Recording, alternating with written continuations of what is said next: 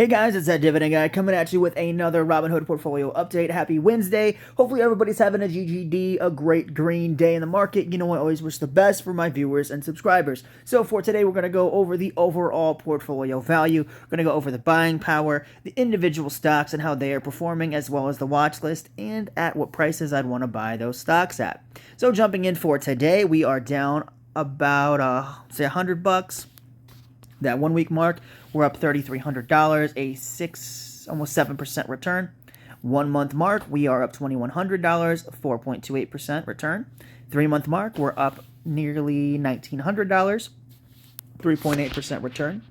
That 1 year mark, we are up $11,322.21, a 21% return. And then all time, we are up $25,960.43, a 101.29% return. So doing great overall, guys. Buying power, that is actually an average of 14% per year.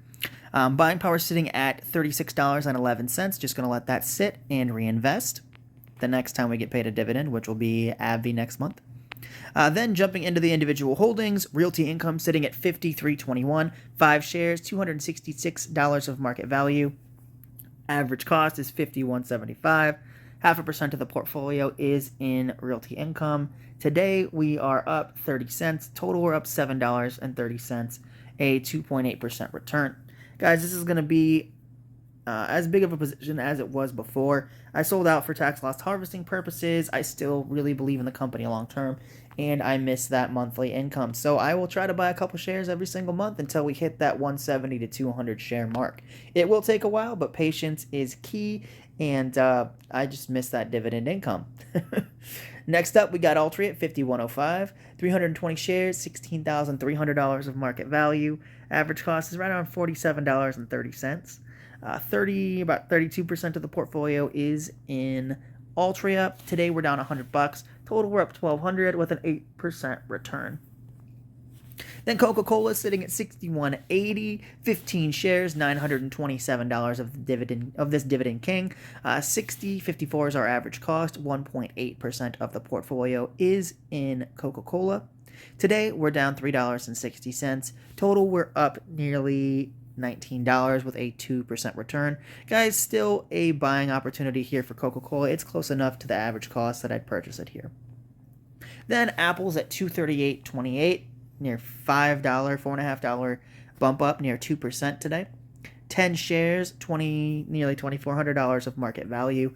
Average cost is $218.89, so near $219. 4.62% of the portfolio is in Apple. Today we're at $50. Total we're up $193.95 with an 8.86% return. Guys, I want to see that share count have another zero behind it. 100 shares of Apple would be wonderful. So I'm going to try to buy a couple shares here and there. Average at least 1 or 2 a month. I know that's like $500, but I do want to build up Apple to be the single biggest position, and the only way that's going to happen is if I keep buying more Apple. Next up, we've got AbbVie at $171.35, down $2.55 today. 95 shares, $16,000 of market value. Average cost is right around $95.20. 31.5% of the portfolio is in AbbVie. Today, we are down around $250. Total, we are up $7,200 with an 80% return. Guys, this is my best investment by far, and I've held it for, I believe it's 4 or 5 years now. I got into it relatively early in my investing career, and it was honestly just, I saw an acquisition happening, and I thought they'd be better together than apart. And it took a couple of years for the market to, see that future that I did see.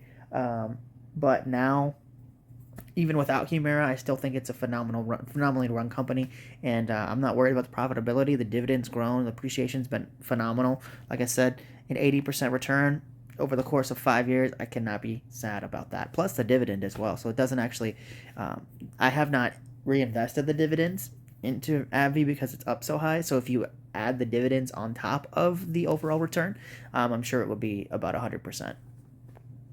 Then we've got Visa at $315.83, up $7.20 today. Only 1 share, so market value is my current cost. But average cost is $268.29, 6.61% of the portfolio is in Visa. Today, we're up $6.74, about 2.2%. Total, we're at $47 with a 17.72% return here on Visa. Now, guys, this is going to be the second biggest position in the portfolio. That is right where I want it. If it overtakes Apple, that is fine. I'm comfortable with that too. But I want Apple and Visa to be the two biggest positions because overall, honestly, I think Visa is going to be the best position in the entire portfolio. Like, regardless of how well AbbVie does, I think just as a business, Visa is the strongest business, and then Coke. Well, Visa and then Apple and Coke. But, excuse me, I want Apple to be the biggest position because I think there's more potential in Apple to grow further into the future. It doesn't look like it now, but I very much believe in Apple long term. But again, like I said, I would not be mad if Visa overtook it as the biggest position. Then we've got Walgreens at $12.53. I have 1,200 shares, $15,000 worth of market value. Average cost is $9.73. 29% of the portfolio is in Walgreens. Today, we're up $348. Total, we're up $3,300 with a near 29% return. Guys, I've had this since like last Monday, I think, is when I bought it right before earnings. My girlfriend bought enough to be dividend efficient at her average cost too, so that's nice, but she's going to have to buy more in order to be dividend efficient. And what I mean by that, I've gotten questions about that in the past. So what I mean dividend efficient is a dividend payment can be reinvested back into the stock and buy another share. So as of right now, Walgreens pays me $300, so whatever that is, let's see, I can buy about about 20 to 25 shares, like 22 shares of Walgreens forever at this price. Which, I mean, of course, prices are going to fluctuate, right? Stocks go up and down all the time, but I wouldn't buy it now. It's at a 30% markup from where I bought it. So this has the potential to be another AbbVie. So I'm just going to let it sit, let it ride, see how it goes. If it goes lower than my average cost, I'll purchase a few more shares, another handful of shares. But if it goes up, I'm just going to let it ride. And it pays me $300 every single month. So both Altria now and Walgreens pay me $300. So that means at least, 9 out of 12 months now, or 8 out of 12 months now.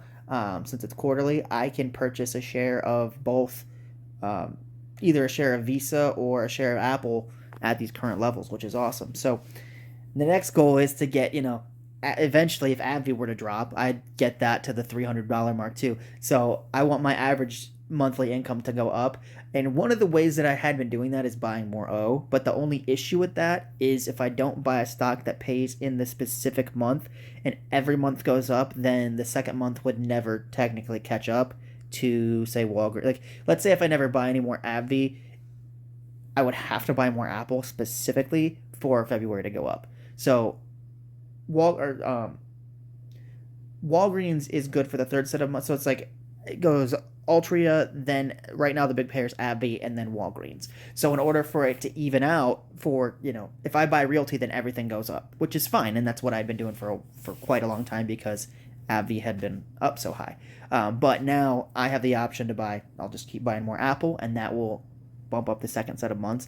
Not a lot because Apple doesn't pay that big of a dividend, but with the ability now to buy it with Walgreens paying me $300 and with Altria paying me over $300 now, I think that the second set of months is going to slowly but surely even out when it comes to the amount I'm getting paid every single month. So that'll be good. That'll be like a Social Security or like, a paycheck essentially. It'll be a good portion of change to get every single month. And eventually, guys, the goal for the portfolio is to supplement my income. So eventually it's going to hopefully pay me more than my job does. That's the main goal that everybody has with dividend investing, is taking the profits and living off of them. And I'd love to be able to say, like, let's say if I make, I right now I'm making like $2,400 a month. Let's say my dividend income is like $3,000 a month. So, like 100x, I guess, or 10x the, like 12,000 shares, right, of Walgreens, and I'd be there. So that's super cool. But that is what that's the long-term goal for the portfolio is this is going to supplement my income so I can work if I want to, but if not, I don't have to, right? And that's financial freedom. That's what everybody's, that's what all investors want, is to build a nest egg that they can live off of. So that's the long-term goal here, which, with Walgreens and Altria both paying me over $300, I can forever buy a share of Apple. I can buy more shares of Altria or anything in the portfolio now. I can buy multiple times a year, which is great without having to put in any new money. Then Alphabet or Google, I would want to buy that. Honestly, if I can buy it below 200 at this point, I'd take it. Great, insane ad revenue, Google search, and the big thing for me is YouTube, right? I post YouTube videos. I try to do it every day now. I'm trying to get back into the schedule, get back into the groove of it, and I would love to, eventually have a channel that gets paid, but honestly, YouTube channels don't get paid unless you're like a Mr. Beast. Like most YouTube channels, it takes a long time to get monetized. People put out thousands of videos, and some people never get monetized, right? So it'd be kind of cool to like have Google pay me a dividend, even if the YouTube channel never gets to that point. It's a great way to technically fund myself and the channel, even though, I may not get monetized ever, but shit, Google pay me a dividend.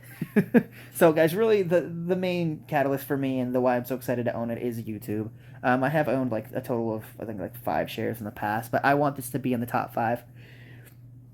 So once I own it this time, I will not be selling it, and I'm excited to own more Google. Then of course we got Berkshire Hathaway. I want that around $400. Don't know why it flew up today, but that's awesome that it did. But it's sitting at $450, nearly $460 right now, and I want it around the $400 range. Guys, this is such a huge... honestly, it's a huge influence on how I invest. I love Warren Buffett. I love Greg Abel. I love Ajit Jain. Their companies are so well run because they just let the people who are passionate about the business run the business.